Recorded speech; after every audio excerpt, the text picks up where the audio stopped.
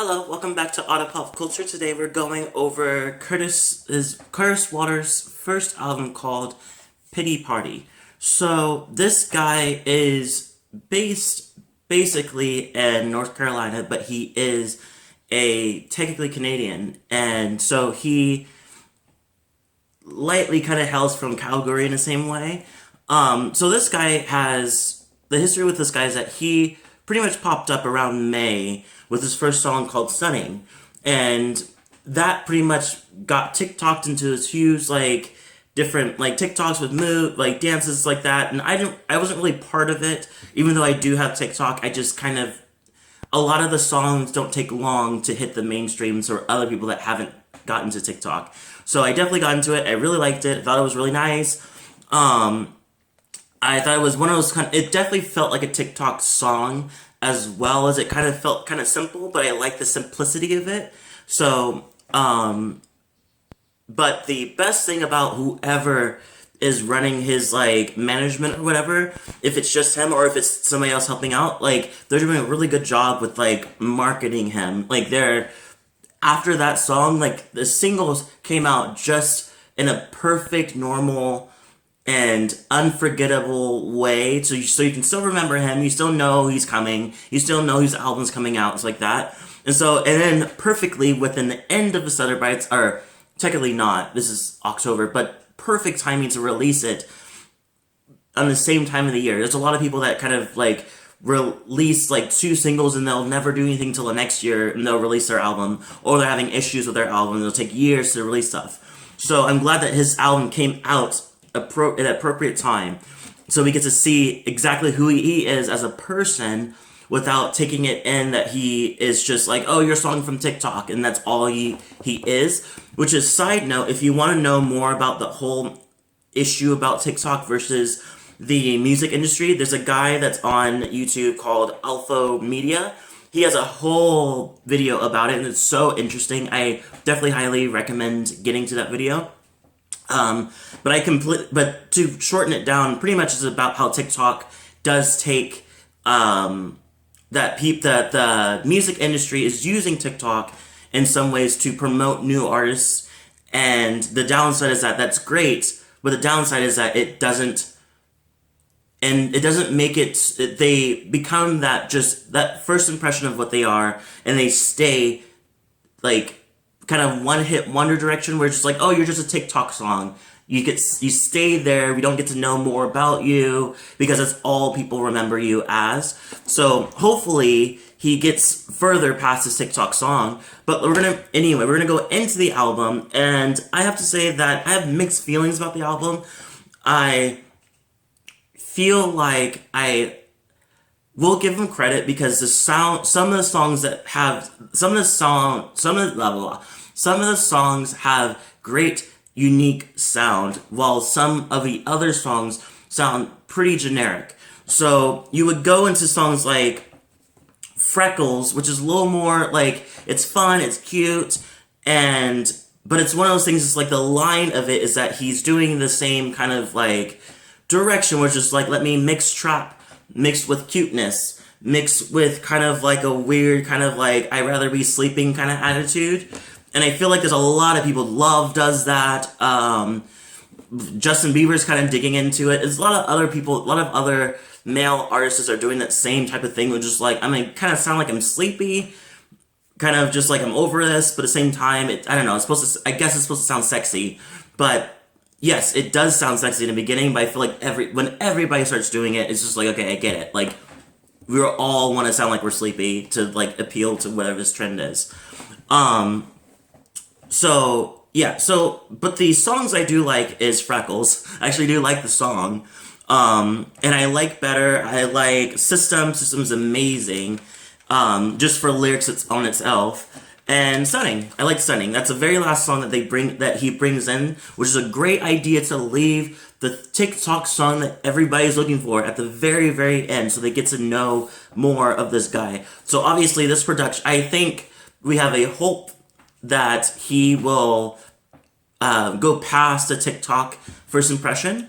And this album is pretty much it is exactly a pity party, and it goes into ways that I was not expecting it to go.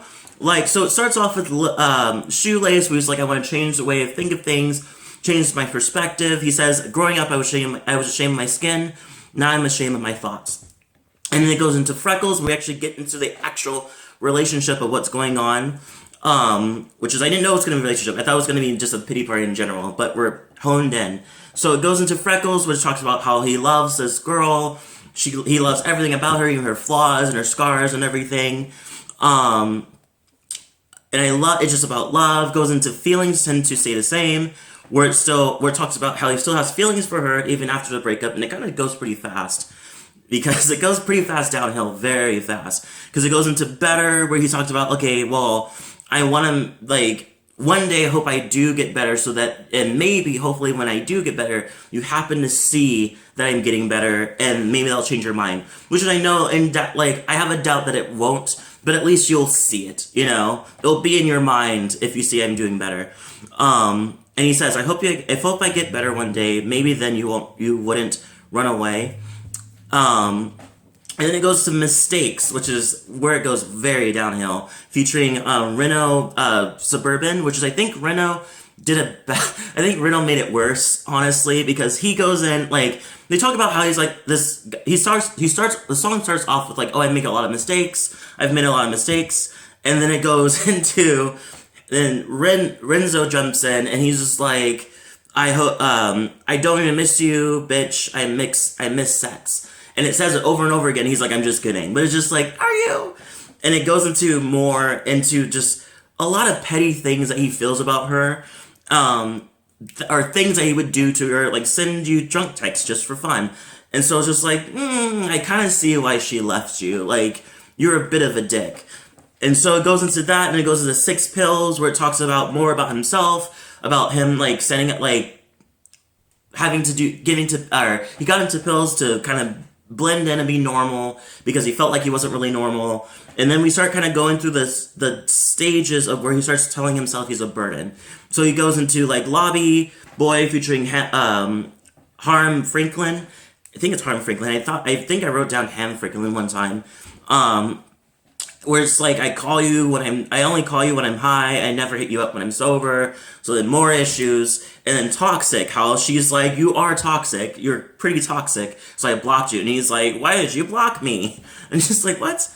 And then it goes into Pity Party, where he goes in further feeling like he's a burden, and I feel like when you start saying that multiple times in Pity Party and Subaru and System, well, not System, but like, when you kind of go into it saying over and over and over and over and over again, it starts to feel like more of a hashtag pity party, which is good for leaning into the attitude. But it's like the weekend again, we're just like, oh God, you're such a toxic person, and you have a lot of inner issues that you need to figure out, and it is not the other person's issue. And it's a lot of self-guilt. He talks about that in, where was it? There's a whole, yes, it's in Pity Party. He had that self-guilt and everything, and where was the other part? Yeah, so pretty much, yeah, it goes into that kind of self-guilt and everything, and how he realizes, like, this is where I'm going, I need to stop thinking this way, but I can't help but think this way. And so, but he does say, like, at least I'm growing, at least I'm improving, trying to improve myself, and stuff like that, and, yeah, so in Pity Party he says that, like, at least I'm growing. He's like, all this guilt's gonna keep me inside, it's gonna help me, or all this guilt's gonna kill me one day if I don't change it. And then it ends with Stunning, which is great. So I give this, and System's amazing. I love the idea of the system. He says, I'm about to fuck the system, not your product. Pretty much saying, people, I'm not your product, I'm not gonna be leaning into this, like, capitalism direction. I'm possibly only doing this for my own interest of what I feel like doing it. When I want to release music, when I want to do something, you know? I think it's really good. I hope he stands for that. I hope he keeps on standing on that foot of, I know my worth. I don't need to get into the machine and the system to make something of myself. So I'm glad that he did that. Yes, this definitely gave me a good insight of who he is. I hope to see more. I give this a... Because storyline was doing good. The storyline did it really well. So I give it a 8 out of 10. I would likely lean into a 9 or a 7, but I do give it, that storyline did really well to keep it going. But the production itself is a bit generic. There's some ones that are a bit generic, and some of them are like, oh, you're trying something new, that's good. But it's just like, it seems like the producer's scared to go a little further to kind of put them out there completely production-wise. Lyric-wise is doing great. So that's pretty much what I have. Leave a comment below, tell me what you thought.